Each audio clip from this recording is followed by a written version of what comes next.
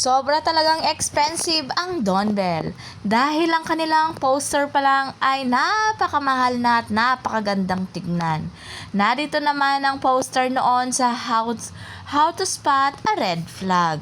At ngayon naman, kina Donnie at Belle sa bago nilang movie ay tayo sa wakas, talagang sa Boracay pa ito ginawa. At sakto, summer din at napakagandang makita na nasa taas sila nila Donnie at Belle. Syempre, sinulit na rin nila Donnie at Belle ang kanilang Boracay dahil talagang naglibot-libot sila at syempre, na-enjoy nilang magkasama ito. At nakita pa nga na una ay nakachinelas pa si Donnie at nung pangalawa na ay inalista niya.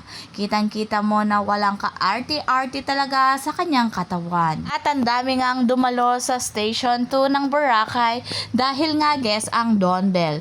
At maraming fans na nanood sa kanila at nakinig sa kanilang mga kanta. Tignan mo naman, ang couple na ito ay tuwang-tuwa sa kanilang ginagawa. Dahil mainit nga talagang todo, hayong si Donnie kay Belle ayaw niya itong mangitim. After ng event nga nila ay may pa-dinner pa. Mukhang na-surprise nga si Val Mariano dito sa kanyang tawa.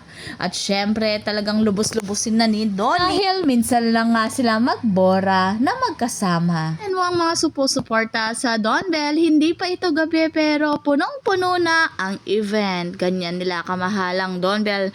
Kahit napakalayo talagang pupuntahan nila. Kaya naniniwala ako na magtatagumpay itong movie na ito. At muli magiging blockbuster ito.